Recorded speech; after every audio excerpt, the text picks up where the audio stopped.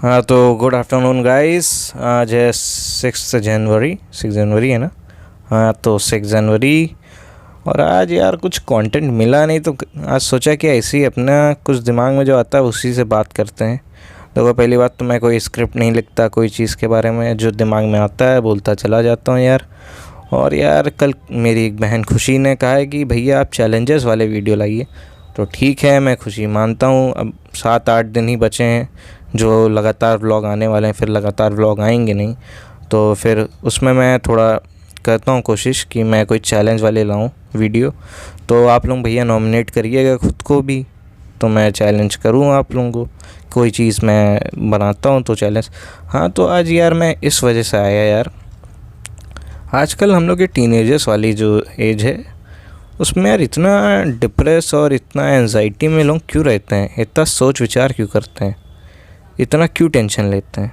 Just like मैंने भी tension लिया, मैंने अपने करियर के बारे में खूब ज़्यादा सोचा, जिसके चक्कर में मुझे एंजाइटी हुई, डर लगने लगा। क्योंकि रियलिटी में सब कुछ करप्शन ही के हिसाब से चल रहा है, करप्ट चल रहा है, नौटंकी चल रही है हर जगह। पैसा दो और नौकरी पा जाओ, हर जगह ये चल रही है। कुछ कुछ मैं 100% तो नहीं कहूँगा यार, क्योंकि कुछ कुछ जगह चल रही है नौटंकी कि भाई पैसा दे दो और फिर मतलब जो हार्ड वर्क एक इंसान कर रहा है उसकी तो फिर बर्बादी ही है, उसको तो कोई कुछ पूछेगा नहीं। हम लोग की जो स्टार्ट होती है जर्नी, बच्चे होते हैं खेलते कूदते हैं, हम लोग कुछ नहीं सोचना ना कुछ, सब प्यार करते हैं बच्चे को, सब प्यार करते हैं यार। फिर धीरे धीरे एक टाइम आता है, सोसाइटी चेंज लगने लगती है, हम लोग के अंदर भी हार्मोनल चेंज आता है, फिज़िकल चेंज आता है, मेंटली चेंज आता है, सारी चेंजेस होते हैं। तो सारी चेंजेस आती हैं जब, तब फिर हम लोग को भी दुनिया कुछ अलग टाइप की दिखने लगती है। हम लोग धीरे धीरे बड़े होते हैं, क्लास में अलग अलग क्लास में जाते हैं, धीरे धीरे 7th 8th तक पहुंचते हैं। तब पता चलता है कुछ कि यार 10th आने वाला है, पापा मम्मी स्टार्ट 10th होता है बेटा, बोल्ड होता है। अब हम लोग को साला तो कुछ पता ही नहीं बोल्ड क्या है यार, क्या होता है बोल्ड। अब हम लोग उसको हवा लेना स्टार्ट कि मार क्या है भाई 10th में क्या होगा यार। पहले पापा लोग कहते हैं 10th निकालो बेटा, बस 10th का रिज़ल्ट बहुत ज़रूरी है। पापा मम्मी हम लोग को यही कहते थे, मेरे पापा मम्मी, कि यार 10th का रिज़ल्ट बहुत ज़रूरी है। अब हम लोग 10th के पीछे लग जाते थे, प्रेशर, इतना प्रेशर। वो लड़का 9th में, अब 9th में कोई ले आया, समझ लो एक्स कोई है, वो ले आया नंबर। अब पापा मम्मी को पता चली, पापा मम्मी कहे कि उसके नंबर कैसा आएगा तुम्हारे, तुम भी तो एक सेम क्लास पढ़ते हो, सेम टीचर से पढ़ते हो। लेकिन भैया ये बताओ, मेरा फिंगरप्रिंट और उसका फिंगरप्रिंट मैच करता है क्या? सोचो सोचो। भगवान ने जब हम लोग को अलग अलग चेहरा बना के भेजा, अलग अलग फिंगरप्रिंट बना के भेजी, तो हम लोग क्यों अपने आप को एक दूसरे को कंपेयर करते हैं? भाई हो सकता है मैं किसी और चीज़ के लिए बनाऊँ और वो पढ़ाई के लिए बनाया, वो सही जगह है अपने, और मैं शायद गलत जगह हूँ। तो पढ़ाई तो करनी चाहिए, लेकिन एज अ करियर हो सकता है उसका करियर पढ़ाई में लिखा हो, वो कर रहा है अपना अपना काम तो कर रहा है। अब हम लोग के पापा क्या एक्सपेक्ट करते हैं, हम लोग के पापा मम्मी, कि हम लोग भी उसी की तरह करें। लेकिन मैं पूछता हूँ, हम लोग उसकी तरह क्यों करें? नहीं, मेरा मन है भाई कोई और चीज़ करने का। चलो सपोज़ कर लो मेरा मन है खेलने कूदने का, और मैं उसको खेलने कूदना चाहता हूँ, मैं स्पोर्ट्स में जाना चाहता हूँ, मेरा नहीं है मन। अब ज़रूरी नहीं है कि जो एक्स जिसने पाया है नंबर वो आगे जाके सफल हो ही जाएगा। अभी तो दिख रहा है वो सफल, आगे क्या आपने फ्यूचर देखा है उसका? हो सकता है वहाँ का भिखारी बन के बैठा हो किनारे कहीं। तो और मैं कुछ ना कर रहा हूँ, अभी एवरेज स्टूडेंट हूँ, और आगे बन के पता नहीं प्रधानमंत्री की सीट, वैसे मजाक कर रहा हूँ यार, प्रधानमंत्री की सीट संभाल रहा हूँ, तो तब आप क्या कहेंगे? वैसे मैं अपने पापा मम्मी को नहीं कह रहा भैया, पापा देख रहे हो वीडियो तो अपने आप को मत समझ ले, बस मैं एग्जांपल देने के लिए ऐसा बोल रहा हूँ। हाँ तो भाई जब भगवान ने हम लोग को अलग अलग करके भेजा है, तो हम इंसान अपने आप को कंपेयर क्यों करते हैं? भाई उनके बच्चे 95% तुम्हारे, और मैं 65% यार। भाई मेरी कैपेबिलिटी एबिलिटी तो देखो, हो सकता है कुछ और चीज़ में मेरी कैपेबिलिटी एबिलिटी उससे कई ज़्यादा गुना अच्छी हो, तब आप मुझे पढ़ाई में डाल रहे हैं, प्रेशर एक तरीके से डाल रहे हैं कि तुम पढ़ाई करो, नंबर फिर भी नहीं आएंगे, आने ही नहीं है, मन ही नहीं लगेगा। मेरा मन कहीं और बैठा है, तुम कह रहे हो पढ़ाई करो, लगेगा ही नहीं। मुझसे कह दिया जाए इंजीनियरिंग करो, घंटा मैं इंजीनियरिंग कर ही नहीं पाऊँगा यार। जब पापा चाहते थे कि मैं इंजीनियरिंग करूं, क्योंकि पापा का सपना था इंजीनियर बनने का, लेकिन वो नहीं कर पाए, कुछ उनकी कोई कंडीशन रही होगी, नहीं कर पाए। तो पापा का सपना था मैं इंजीनियर बनूं, लेकिन मैंने सीधे स्ट्रिक्टली कह दिया था, पापा मेरे हाथ की नहीं है फिज़िक्स केमिस्ट्री संभालना, my favourite subject is math. अब लेकिन एक सब्जेक्ट के ऊपर तो मैं इंजीनियर बन नहीं जाऊँगा यार, फिज़िक्स केमिस्ट्री भी घुसनी है उसमें। फिज़िक्स केमिस्ट्री मुझे बिल्कुल नहीं अच्छी लगती, तो मैंने तो साफ मना कर दिया था, मैं इंजीनियर नहीं कर पाऊँगा। मेरा इसमें पॉलिटिक्स में बड़ा मन लगता है, मेरा स्पोर्ट्स में बड़ा मन लगता है, मेरा जीके में बड़ा मन लगता है, मेरा रीजनिंग में बड़ा मन लगता है। तो मैं इन सब चीज़ों में, और मेरा मैथ्स में बड़ा मन लगता है, जैसे मैंने बताया, मुझे इन सब चीज़ों में बहुत अच्छा मन करता है, ये सब करूं। लेकिन यार अब कह दे मुझे कि कोई इंजीनियर जॉब बन जाओ, मैं इंजीनियर घंटा नहीं जाऊंगा, क्योंकि मुझे पता है कि भैया उसमें भी फैक्ट्स हैं बहुत सारे। अगर 10 लाख लोग जाएंगे, 1,000 लोगों को नौकरी मिलने वाली है, और जो 9,90,000 जो घूमेंगे बेरोज़गार, या कोई पकौड़ी तलेगा, या समोसा तलेगा, या अपनी कोई शॉप खोलेगा, या फिर वो बैंकिंग करने जाएगा, दूसरी पढ़ाई करने जाएगा, तो ऐसा होगा, 1,000 लोग बनेंगे। ऐसा ही इसमें IAS UPSC 10 लाख लोग हैं, उसमें से 15,000 होंगे ऐसे लोग जो सही में मेहनत कर रहे होंगे, और जो हैं कुछ लोग तो आते ही नहीं एग्ज़ाम देने, फॉर्म भर के फेंक दिए उठा के। तो जो 15,000 लोग होंगे वही स्ट्रिक्टली मेहनत कर रहे होंगे, और उन 15,000 में से कम से कम 2-3 हज़ार लोगों को इंटरव्यू के लिए बुलाया जाएगा। 2-3 हज़ार में से 1,000 चुने जाएंगे सर्विसेज के लिए, और उन 1,000 में से 180 IAS बनेंगे, जिनमें से फिर category wise general, SC ST OBC ये सब चूज़ किया जाएगा। तो खैर ये तो हुई UPSC की बात। तो भाई अपनी कैपेबिलिटी एबिलिटी के हिसाब से हम लोग क्यों नहीं चलते? हम लोग दूसरे की रेस क्यों लगा रहे हैं यार? अपनी रेस में चलते हैं ना, अपनी कैपेबिलिटी की रेस में जाएंगे ना, देखते हैं उसमें फिर मज़ा आएगा, क्योंकि उसमें तुम अपने दिल से मेहनत करोगे। भाई दिल की जो मेहनत होती है ना, वो फिर कभी असफल नहीं होती। अपना जहाँ हम लोग का मन जहाँ होता है ना, अगर मेरा मन सपोज़ कर लो कि UPSC में, चलो एक सपोज़ कर लो है, तो UPSC में निकाल के रहूँगा, इतना तो पक्का है, क्योंकि मेरा मन है उसमें, मैं पढ़ रहा हूँ। जस्ट लाइक समझ लो कोई मैथ का कोई एग्ज़ाम होता और मेरे आसपास 20 लोग भी बैठे हैं, मुझे कोई फ़र्क ही ना पड़ता यार, बैठे रहो, मेरा मैथ मेरा स्ट्रॉन्ग सब्जेक्ट है और मुझे आगे निकलना है, मैं निकाल ले जाऊँगा। और सपोज़ कर लो फिज़िक्स होता है, मेरा फिज़िक्स का एग्ज़ाम होता और 20 लोग बैठे हैं, मैं फ़िज़िक्स ना निकाल पाता भाई, क्योंकि मुझे मन ही नहीं होता पढ़ने का, उसको छूने का मन नहीं होता। पढ़ने की दूर की बात है, छूने का मन नहीं होता मुझे। फ़िज़िक्स केमिस्ट्री मुझे इतना बेकार लगता है। मेरे परसेंटेज क्यों गिरते हैं? क्योंकि मुझे मनचाही स्ट्रीम नहीं मिली थी 12th में। मैं आर्ट साइड जाना चाहता था, लेकिन बहराइच में ऐसा कुछ है ही मामला कि यहाँ पे कॉमर्स और साइंस ही ज़्यादा। सोसाइटी का भी भाई यही है, आर्ट्स को कोई नहीं पूछता, सब साइंस है, सब साइंस है, और साइंस को कोसते भी हैं। अगर अभी हम लोग के रिलीजन पे बात आ जाए तो सब साइंस को कोसेंगे भी सबसे ज़्यादा, कि साइंस सब बर्बाद किए दे रहा है, हम लोग का रिलीजन बर्बाद किए दे रहा है। तो यार साइंस ने जो अभी नौटंकी मचाई है, तो देख ही रहे हैं आप लोग, वुहान से जो निकला साइंटिफिक ही था, सारी चीज़ें रिसर्च चल रही थी, निकला एक ठो वायरस, हालत ख़राब की है, अभी तक कुछ कोई उखाड़ नहीं पाया अभी तक। भाई अपनी कैपेबिलिटी एबिलिटी पहचानो और उस पर वर्क करो, उस पर आगे बढ़ो।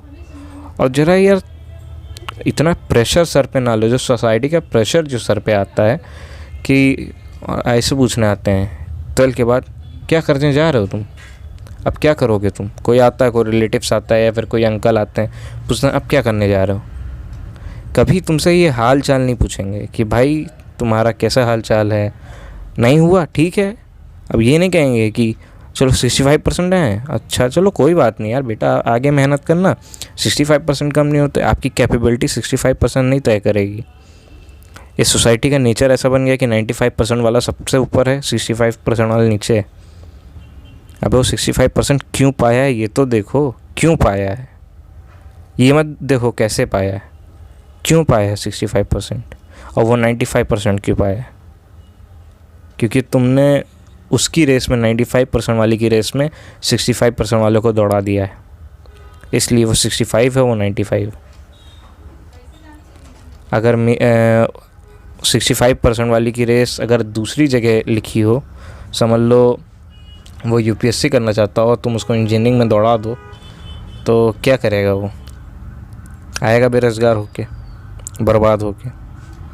तो अपनी कैपेबिलिटी, अपनी एबिलिटी चाहे अपने पेरेंट्स से भिड़ना पड़ जाए, हो सकता है आगे चल के MS धोनी की लाइफ आप लोगों ने देखी ही है भाई, अगर वो सही समय पर अपने पेरेंट्स से ना लड़ा होता।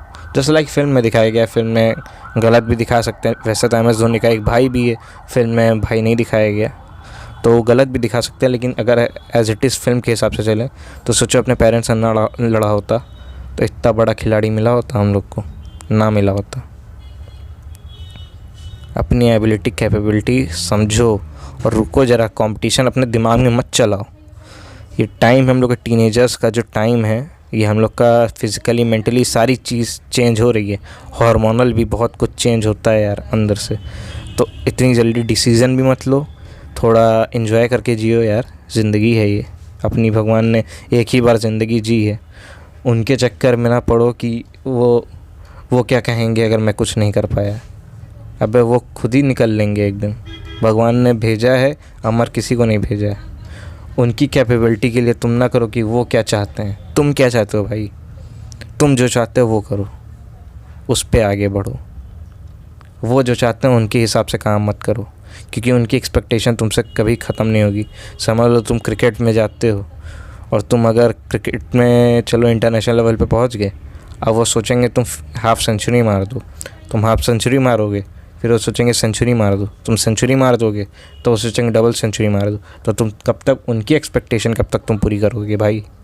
तुम अपनी एक्सपेक्टेशन पूरी करो। जस्ट लाइक मुझे क्रिकेटर बनना है, बन गया क्रिकेटर यार, एंजॉय, ये है एन्जॉयमेंट, एंजॉय करो भाई, क्रिकेट को एंजॉय करो। जस्ट लाइक यूपीएससी में मेरा गोल है, मसूरी लवासना पहुंच गए भाई, मज़ा आ गया यार। ये चीज़ आनी चाहिए सबके अंदर।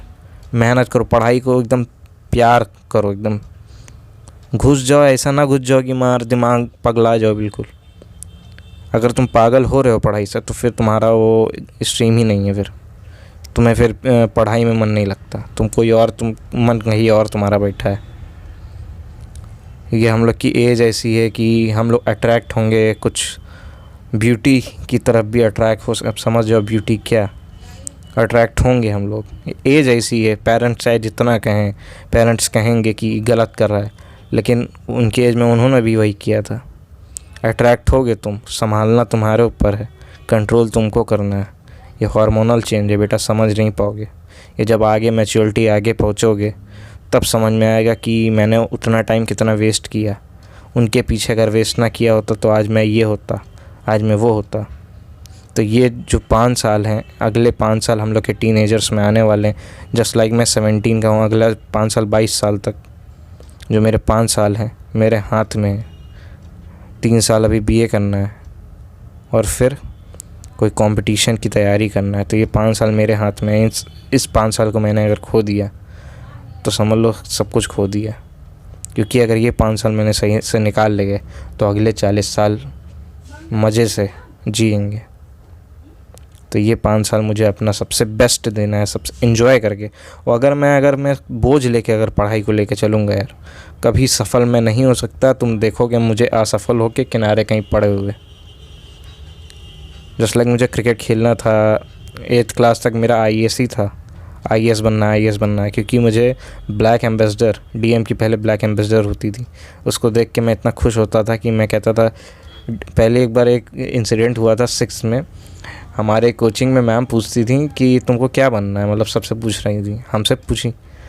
हमने कहा हमें DM बनना है। कि DM का फुल फॉर्म बताओ। भाई मुझे DM का फुल फॉर्म तक नहीं पता था उस समय। तभी मैंने तय कर लिया कि मुझे सारी चीज़ जाननी DM के बारे में। 8th क्लास तक मैंने इतनी रिसर्च कर डाली कि डीएम की A to Z मैं जान गया, यूपीएससी होता क्या है, यूपीएससी में क्या क्या होता है, कहाँ से कहाँ तक जाती है, कौन कौन सी जॉब लगती है, A to Z मैंने सीखा। लेकिन फिर 9th आया, 9th में मेरे दिमाग में, क्योंकि मुझे क्रिकेट खेलना बहुत पसंद था और मैं उस समय यही मोटिवेशनल स्पीकर के चक्कर में पड़ गया। मोटिवेशनल स्पीकर क्या कहते हैं, जो मन में आए उसकी तरफ भागो, तुम 5 मिनट के लिए मोटिवेट हो जाओगे। रियलिटी में दुनिया अलग है भाई, रियलिटी में दुनिया में करप्शन भी है, ये भी जान लो। उनकी मोटिवेशन पे मत जाओ, जो उनके 2.5-3 करोड़ फॉलोअर्स बन जाते हैं तुरंत, उनके क्योंकि तुमको उस समय प्लेजर मोमेंट लगता है, भाई क्या कह दिया इसने, बल्कि तुम सब जानते हो जो कह रहा है ना, वो तुम सब जानते हो, वो भी एक इंसान है। लेकिन तुम 5 मिनट के प्लेजर के चक्कर में तुम अपना जिधर जा रहे हो, तो जिधर रास्ता तुम्हारा सही है उधर से भटक के तुम इधर किनारे आ जाते हो। बहुत लोग मोटिवेट भी होते हैं, ऐसी बात नहीं है, लेकिन यार ज़्यादातर भटक जाते हैं रास्ते अपने, क्योंकि रियलिटी से नहीं जानते हैं दुनिया को। रियलिटी जानो दुनिया की क्या है। ये मोटिवेटिंग ये सब भाई 5 मिनट के फंडे हैं, फिर ये दिमाग से उतर जाना है। तो भाई अपने फैक्चुअल चीज़ों पे जाओ कि फैक्ट क्या है, रियलिटी में क्या है ये जानो, रियलिटी में किस तरह जॉब पानी है, रियलिटी में किस तरह पढ़ाई करनी है ये जानो। मोटिवेशन से क्यों नहीं कि आप कुछ भी कर सकते हो। अबे कुछ भी 130 करोड़ की जनता में हर साल अगर 180 आईएएस बन रहे और 10 लाख लोग फॉर्म भर रहे हैं, तो भाई 10 लाख लोग तो आईएएस बनेंगे नहीं, ये भी तो एक बात है, 180 बनने हैं। तो भाई ये सब जानो, रियलिटी जानो यार कि कितनी प्रोबेबिलिटी है तुम्हारे बनने की। हर चीज़ की रियलिटी अगर तुम जान जाओगे, जैसे रियलिटी अगर तुमने जान गए कि 0.0001% चांस है आईएएस बनने का, और चांस नहीं है और सब फेल होके आने वाले हैं, रियलिटी जान गए। अगर तब भी तुम्हारा मन कर रहा है कि नहीं भाई यार कर सकते हैं, तुम भाई निकाल ले जाओगे आईएएस, क्योंकि तुम रियलिटी जान गए हो। और रियलिटी जानने के बाद भी तुमको कोई फ़र्क नहीं पड़ रहा, क्योंकि आधे से ज़्यादा लोग 90% लोग वर्चुअलिटी में जीते हैं, रियलिटी में जीते नहीं। रियलिटी में सुनते नहीं क्या है, अपनी अंदर कहानी इमेजिनरी सिचुएशन बनाते रहते हैं कि मैं एक दिन ये करूँगा, मैं महल बना दूँगा एक दिन अपने लिए। और जब रियलिटी में दिखती है दुनिया, रियलिटी में सब बर्बाद दिखता है, सब बर्बाद ही दिख रहा होता है चारों तरफ कि भाई मेरे हाथ का तो कुछ है ही नहीं, मेरे हाथ में कुछ है ही नहीं। तब बड़ा दुख होता है, जैसे लाइक मेरे साथ हुआ। 4 साल मैंने बहुत सपने देखे, अपने सबकॉन्शियस माइंड में इतना डाल दिया, रात को सोते जागते समय क्रिकेट क्रिकेट क्रिकेट, पढ़ाई तक ढंग से नहीं की। तो मैंने अपने इतना सबकॉन्शियस माइंड में डाल दिया कि बाद में मुझे भुगतना पड़ा जब मुझे क्रिकेट से हटना पड़ा, क्योंकि क्रिकेट की रियलिटी में जाना, क्रिकेट में कैसे एंट्री होती है। सूर्य कुमार यादव, संजू सैमसन, इन सबको देख लो, बेचारे इतने बड़े बड़े क्रिकेटर हैं, मौका नहीं मिल रहा। मैं जान गया रियलिटी में कि भाई नेता का पावर, सारी चीज़ पावर की ज़रूरत मुझे पड़ेगी। लेकिन भाई मैं नहीं चाहता, है नेता, ऐसी बात नहीं है, पापा के कई फ्रेंड्स हैं, कई रिलेटिव्स हैं जो नेतागिरी है, नेता में हैं, लेकिन यार मैं किसी की मदद नहीं चाहता। सीधी सी बात इस प्लेटफॉर्म से मैं कहना चाह रहा हूँ, एक यही प्लेटफॉर्म मिला है जिससे मैं अपने दिल की बात शेयर कर पाता हूँ आप सबसे। तो मैं सीधी सी बात ये कहना चाहता हूँ, भाई मुझे किसी की सपोर्ट की ज़रूरत नहीं है। सपोर्ट, मेंटली सपोर्ट की ज़रूरत है, लेकिन यार ये कि मैं उसकी वजह से, क्योंकि बाद में एक ये आ जाता है कि मैंने इसको नौकरी दिलवाई थी। समझ लो कोई मुझे नौकरी दिलवाता है तो हमेशा वो कहेगा कि मैंने इसको नौकरी दिलवाई थी, तो वह वो प्रेशर लेके मैं जी नहीं पाऊँगा। यार मैं खुद चाहता हूँ खुद एक दिन कुछ बनूँ, चाहे 10,000 की नौकरी करूँ यार, लेकिन खुद करूँ यार। अब ये जैसे यूट्यूब है, इसमें मुझे किसी की मदद की ज़रूरत नहीं है, मैं खुद बना रहा हूँ, आप लोग देख रहे हैं, मुझे अच्छा लग रहा है। Thank you for watching my videos, मुझे अच्छा लग रहा है, देख रहे हैं। लेकिन यार इसमें मुझे किसी की ज़रूरत नहीं पड़ी, मैंने मेहनत की, आपने देखा, आपको अच्छा लगा, आपने लाइक किया, आपको नहीं अच्छा लगा, आपने डिसलाइक किया। कुछ लोगों ने डिसलाइक भी किया मेरे भी, ऐसा नहीं है कि सबको अच्छी लग जाएगी, भाई सबका टेस्ट अलग है। कहा तो मेरे फिंगरप्रिंट सबके अलग हैं, भगवान ने चेहरा सबका अलग बना के भेजा है, तो हम लोग क्यों दूसरों को कंपटीशन में ढकेल लें। उसको जिसमें जाना जाए, हम तो कंपेयर नहीं करेंगे भाई अपने आप को। मेरा कहीं और लिखा होगा, मेरी पढ़ाई अगर मेरी बहन अगर 84% पाई और मैं 68% पाया, हो सकता है मेरी कोई और चीज़ लिखी हुई, जैसे लाइक मैंने फिजिक्स केमिस्ट्री कहा, मुझे नहीं पसंद। अगर मैंने 11th में आर्ट साइड लिया हो तो हो सकता है 9 को मैं पीछे छोड़ देता अपनी बहन को। लेकिन वो तो इमेजिनरी चीज़ें हैं, जो चीज़ हो गई वो तो हो गई। अब मैं अपनी लाइन पे हूँ, बीए कर रहा हूँ, अपनी लाइन पे हूँ जो मैं चाह रहा था। अब मैं अपनी लाइन पे हूँ। पहली बार लग रहा है कि यार अब मज़ा आ रहा है यार पढ़ाई में। पहली बार लग रहा है कि जिस तरह की पढ़ाई मैं चाहता था उसी टाइप की पढ़ाई मुझे मिल गई है। लग रहा है कि यार अपने टाइप की पढ़ाई मिली, अब तो कुछ रंग दिखा देंगे। तो यार यही बस दुख ये है कि मैथ छूट गया। कोई बात नहीं, मैथ हम तब भी करते रहेंगे, कोई बात नहीं। 12 तक मैथ पढ़ा, अच्छी मैथ पढ़ी मैंने, और नंबर भी अच्छे लाए यार, ऐसी बात नहीं नंबर नहीं लाए, नंबर भी अच्छी लाए। मैथ्स मेरी फेवरेट सब्जेक्ट हमेशा रहा था और रहेगा।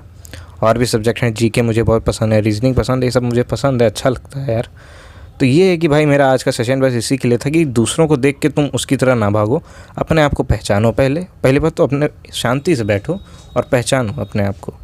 इस दुनिया में आए हो यार, कुछ समय के लिए आए हो, कुछ समय बाद चले जाना है सबको, अमर कोई नहीं है। तो यार कुछ जो आए हो अपने आप को देखो, एबिलिटी पहचानो और उसके पीछे भागो फिर। क्योंकि 130 करोड़ की जनता है भाई, बेरोज़गारी भी बहुत है, रोज़गार भी बहुत है। तो रोज़गार अपना पहचान लो किस चीज़ में तुम्हारी एबिलिटी, वरना बेरोज़गार तो भैया पक्का है फिर। तो अभी ध्यान रख लो, अभी टाइम है, अभी हम लोग टीनेजर हैं, अभी हम लोग रिस्क भी ले सकते हैं। सारी चीज़ें पहचान लो अपनी कि किस में करना है तुमको। डी फार्मा करना है, बी फार्मा करना है, इंजीनियरिंग करनी है, डॉक्टर करना है, यूपीएससी करना है, कि मुझे स्पोर्ट्स में जाना है। बहुत सारी लाइन है यार। और फिर से कह रहा हूँ, हम लोग का चेहरा, हम लोग की फिंगरप्रिंट अलग है। अपनी एबिलिटी कैपेबिलिटी पहचान के उसी के पीछे लग जाओ। दूसरे के पीछे कंपटीशन में घुसने से कोई फ़ायदा नहीं। अब तो एक और खुल गई है लाइन, यूट्यूब की लाइन, इसमें आ जाओ जिसको अच्छा लगता है। देखो सबसे पहली बात यार, मेरी इससे कम्युनिकेशन स्किल अच्छी हो रही। कभी जैसे कि अब मैं बोलता चला जा रहा हूँ, मुझे कोई स्क्रिप्ट की ज़रूरत नहीं पड़ रही, मन से बोल रहा हूँ। कभी आया कॉलेज में मेरे टाइम की स्पीच देना हुआ, मैं पॉइंट्स लिख लूँगा और स्पीच दे सकता हूँ क्राउड के सामने भी। पहली बार डर लगेगा, दूसरी बार डर लगेगा। मेरे पहले के वीडियोस देखी, शायद मैं थोड़ा बहुत डरता था, अब मैं बिल्कुल कैमरा के सामने नहीं डरता, आराम से बात कर लेता हूँ। तो ऐसे है, तो हो सकता है आगे मुझे स्पीच अगर देना पड़े तो मैं डरूँगा नहीं यार। 1-2 बार डर लगेगा, फिर डर नहीं लगेगा। मोदी जी को देख लो, स्पीच उनसे अच्छी कोई दे पाता है। तो कैपेबिलिटी पहचानो भाई। पॉलिटिक्स में जाना, पॉलिटिक्स में जाओ, लेकिन भाई गुंडा में ना जाओ यार, गुंडागर्दी मत करना यार। वरना मेरे कोई दोस्त लोग यूपीएससी में जाना चाहते हैं, एक दोस्त आर्मी में जाना चाहता है, गुंडा ही निकल जाएगी भाई आप लोगों की। तो चलिए फिर आज का सेशन ख़त्म करते हैं यार। आज का सेशन बहुत मोटिवेशन हो गया। चलिए बाय।